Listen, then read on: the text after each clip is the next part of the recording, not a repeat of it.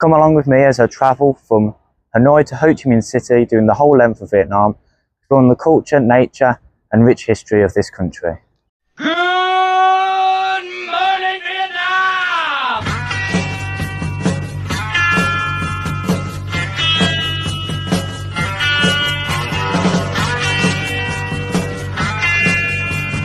This here is Hanoi Flag Tower. It was built over 200 years ago, and nowadays it is used as a memorial to remember wars, as it was used during the French colonial Indochina War here in Vietnam, and was used by an observation post by them.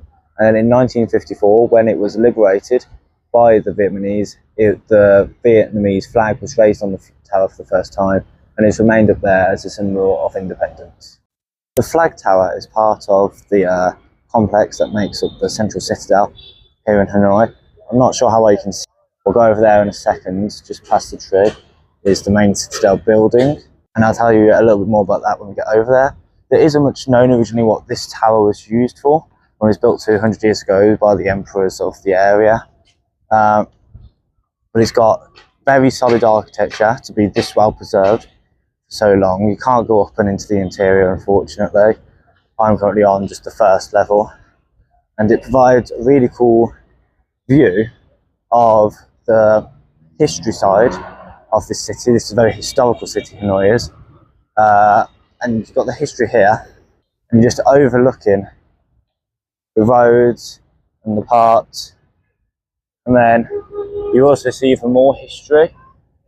And you've got a statue of Lenin over there, showing the country's communist roots, and Ho Chi Minh, the leader of the Viet Cong and the creator of the state that is now known as Vietnam. Here we have the Imperial Citadel of Thang Long. Now, Thang Long wasn't an emperor.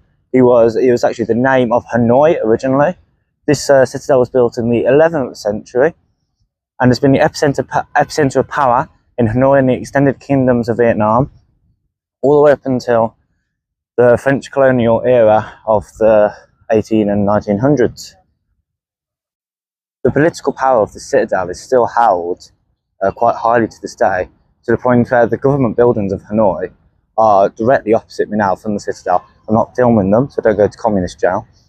But it literally, this very area here has and always been the centre of the politics of this area. Here we have the Dragon Steps. These led to what would have been the Royal Palace here in the 1400s. Unfortunately, it does no longer exist, and they have this kind of shrine in place of it. And the original base and steps are still well preserved, showing the amazing architectural skills and masonry skills they had. Underneath all the relics and the architecture of the past times hides a military bunker from the Vietnam War. Well, not the Vietnam War, the Vietnamese War of Independence against the French colonials, and it was later used by the Viet Cong during the Vietnam War.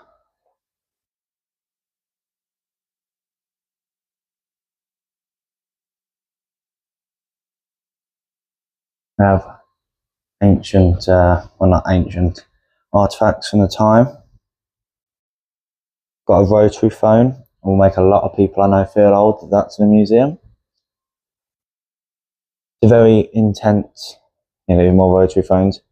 Very intense and cramped environment in here, weighed underneath all the masonry and stone. And telephone lines so they can reach all parts of the area, communicating the orders, making sure everything is followed effectively.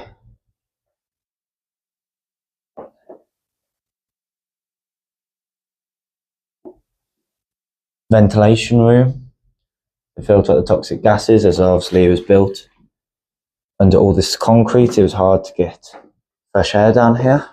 Loads of these steel doors, and then you come back out again, out of the ancient ruins, as if it was all here all along. Good morning and welcome to day 2 of my trip here in Vietnam.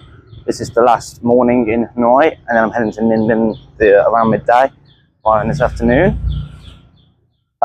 Just walking now to the Temple of Literature, which will be there shortly. Just trying to navigate this city is just a challenge though, because it's like the Grand Prix of motorbikes and scooters, and they don't stop you at the zebra crossings. You just gotta go. Basically, crossing the road is just built on prayer here. You just gotta survive. There isn't, oh, you wait for the green man, none of that. Even when there are green and red men lights, there's no button. You just wait for it to change, and that takes forever. So most people just walk on the red anyway. But yeah, we're now heading into the Temple of Literature. Here we are now at the Temple of Literature. So this site here was built in 1076 to honour Confucius, the philosopher. And for over 700 years, here it was used as a school to teach the kids of the emperors and the wealthy. And it was the main centre of education in Vietnam at the time, throughout its 700-year history. The Temple of Literature is very well designed and thought through. Every building, even every brick here, has a purpose and a meaning. For example, this pool here and the pool over on the far side there, they both represent yin and yang, and the whole building and the whole courtyard is laid out of all its different meanings. Like, for example, this small, I'm not sure what it's called, like temple pagoda, connecting the courtyards, and that one.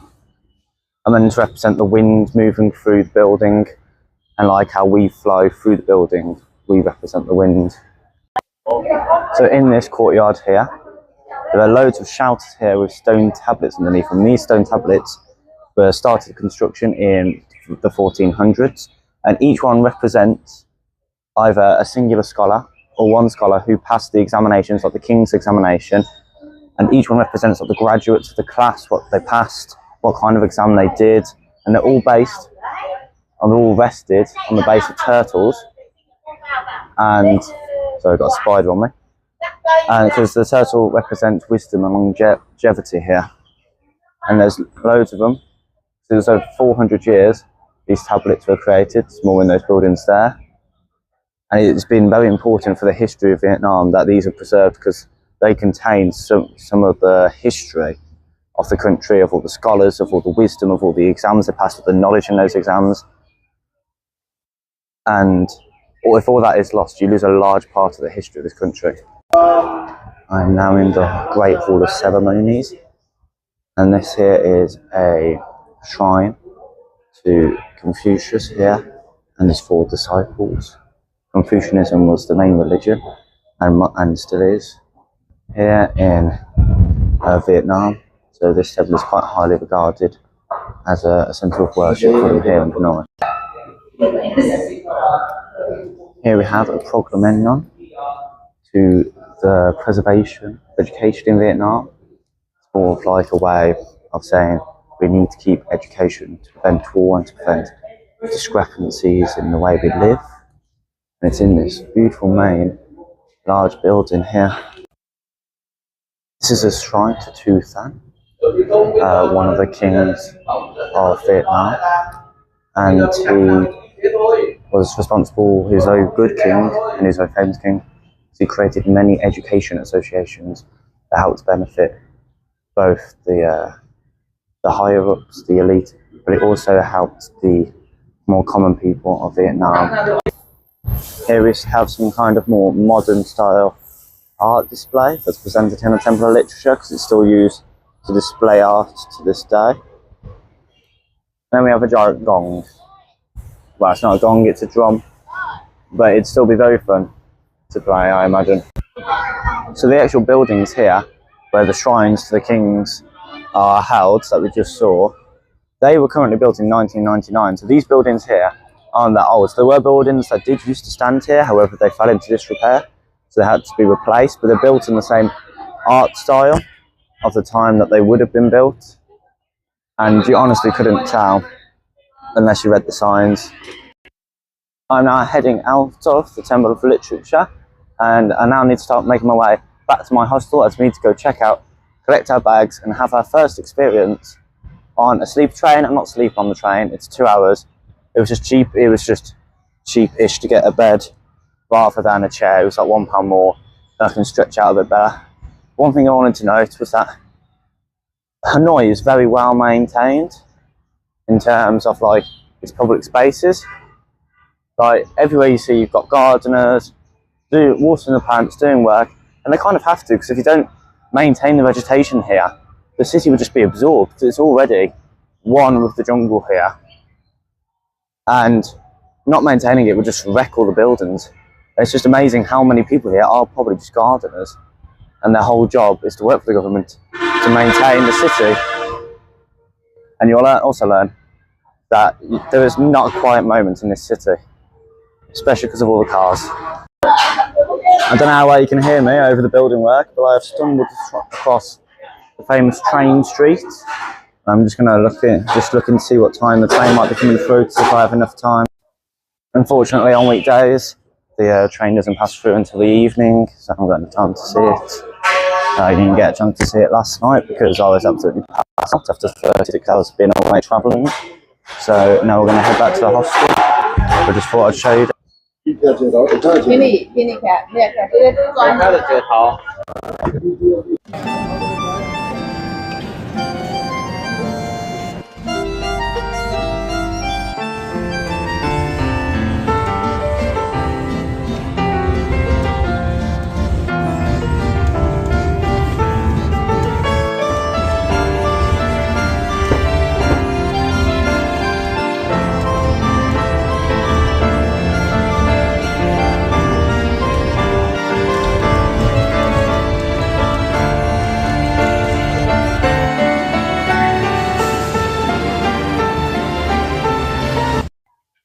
This is Mia, a 7-year-old water buffalo.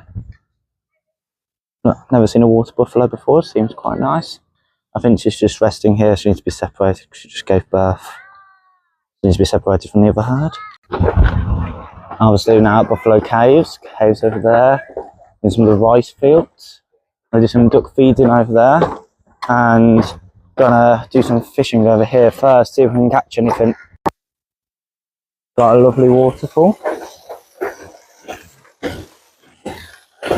Got a bamboo bridge heading now into the cave.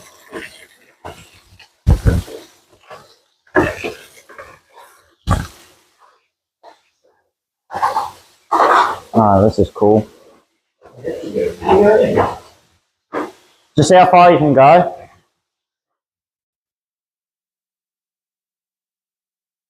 Okay.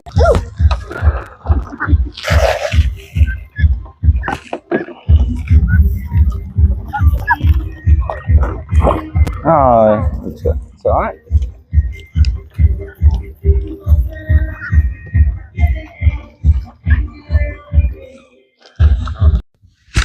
So it is now the end of day 2.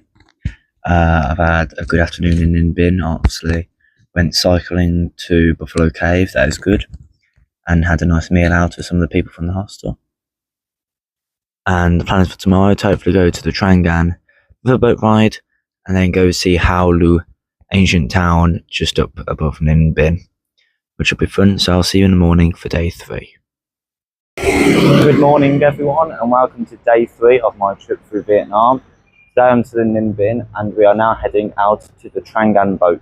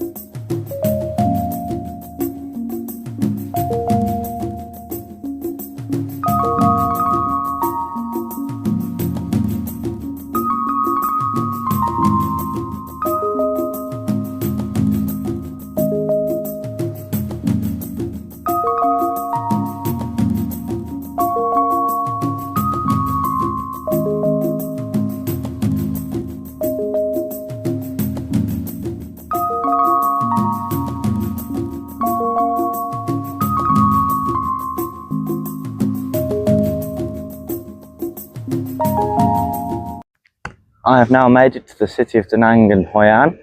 I'm just currently making my way towards the old town of... There's just a cow in the middle of the road, so I'm going to cross the road because I don't know what he's going to do. Nice little bird. That bus ride was definitely a challenging experience. Probably got about three 2-hour blocks of sleep. And that was about it. But it was worth it for the money, and I've got here fine, so that's good. I am on the strip, heading towards the night market here in Hoi An. And one thing you'll notice is Mr. Bean is everywhere. This is the third Mr. Bean we've seen. And here we have the lantern boats. This is what Hoi An is famous for. You have all of these boats brought out and they release it on the water. 5 people in the taxi.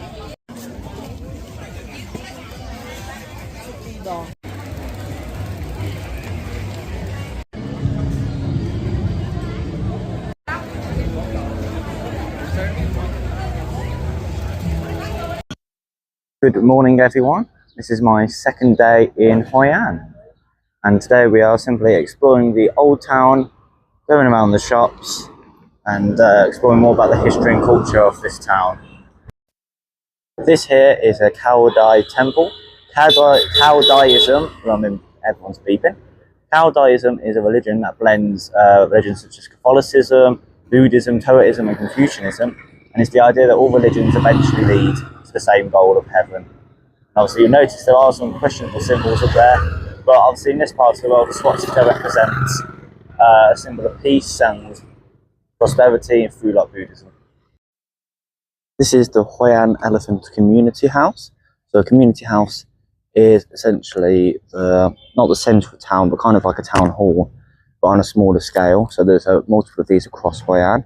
This one was built in the 1700s, not on this site, but on a different site originally, and it was moved here for preservation. Obviously it's named the Elephant House due to the elephant statues. They're kind of like a deity. And like you can see, literally they've got CVs, they've got officials and stuff, so it's still used to this day as a kind of way, as part of the community.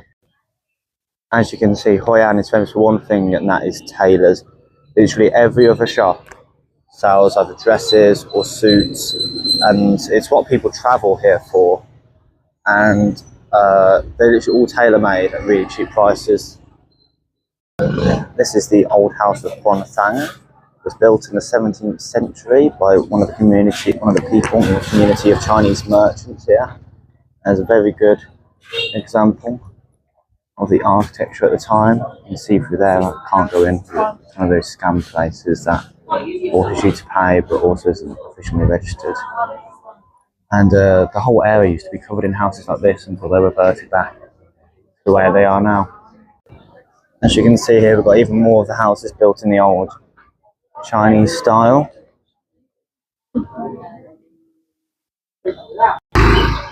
This is another one of the old community home centres. It's now used as history preservation. And there's a few altars and places of worship here as well. Just their way of preserving the history here in Vietnam from like 1780s and 1900s.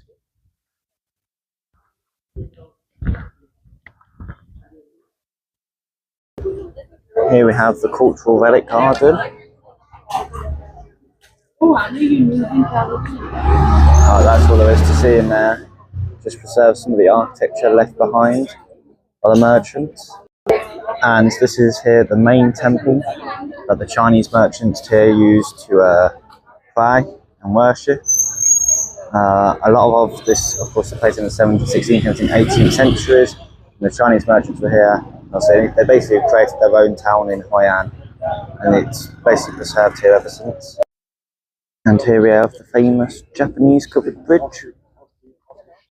It is my final full night here in Hoi An. I'll be heading off to Da Nang tomorrow after I picked up my washing. The washing situation is very unusual here. You just give it to an old lady at her house, pay her £2, and I'm going to get it tomorrow, and hopefully all my pants are still there. Honest opinion, Hoi An, it's very touristy. I've nearly got scammed in one of the houses. of the whole of the old town. The architecture is very interesting, but my mates got scammed there. The ones in my hostel, and I nearly got scammed. So unless you really fancy like the kind of boat ride and the markets and stuff, I'd try and avoid it. If you're here for just one night and want to do the markets, it's very cool. And I've enjoyed my time here. I've mostly just been relaxing in this city, and I'll be moving on to Da Nang and then on to Nha Trang tomorrow. You'll notice there was no footage of me leaving Khoi An or getting to Nha Trang or any of that, because there is not, because I've had food poisoning for the last 2 days, which has been pretty crap. But here is some footage of Nha Trang, and after that we'll pick up where we left off. So this is the main beach on Nha Trang. It's quite a nice beach. There's a lot of rubbish, but it's still nice and clear. That's Vinpearl, the main theme park here, with the famous cable car that goes across the sea, because the theme park's on an island. It's a very touristy city kind of style of beach. It's all hotels and beaches. There isn't much else there. Besides that, it's a lovely flag. And it's also got lots of seafood markets, shrimps, crabs, fish, some of the species I've never seen in my life.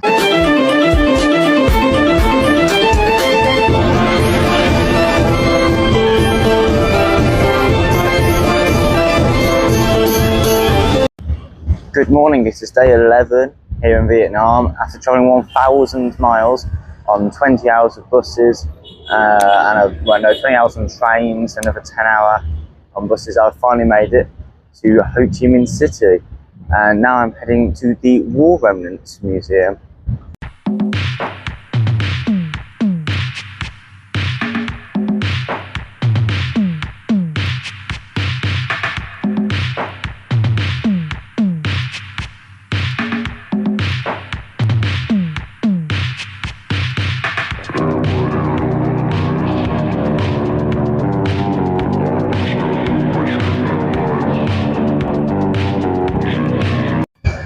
Behind me now is Saigon Post Office Station. It's one of the biggest post offices in the world, and it famously had a market in there now as well as being a functioning post office. And that is meant to be Notre Dame Cathedral, not the Paris one obviously, but Vietnam's version of it. But as usual, as it's sod's law with tourists, you show up somewhere and you want to take nice photos of it, and it's covered in scaffolding. So let's go see what's inside the post office first.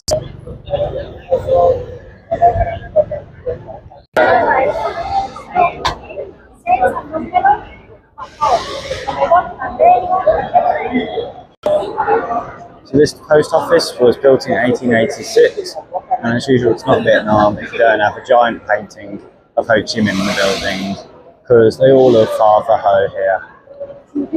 So it's mostly just turned to souvenir shops now, but it is still technically a functioning post office along here.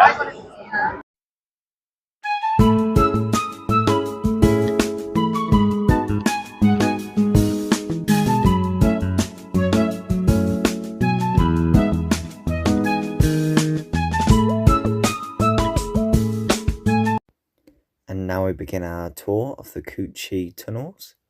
We started off at having a look at all the traps, such as this seesaw trap, and there were various other types of traps. All of these were used to cause harm, not necessarily to kill, but to cause permanent damage to American troops.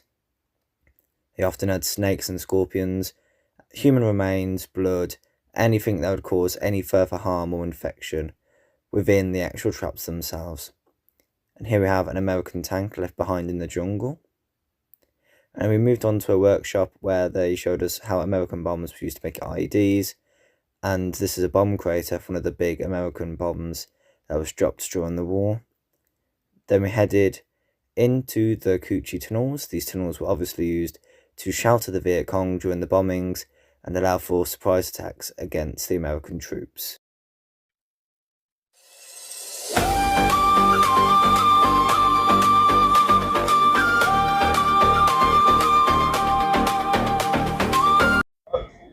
Right, so this is my final day in Vietnam. I'm out at the airport getting ready to check my bags in and leave.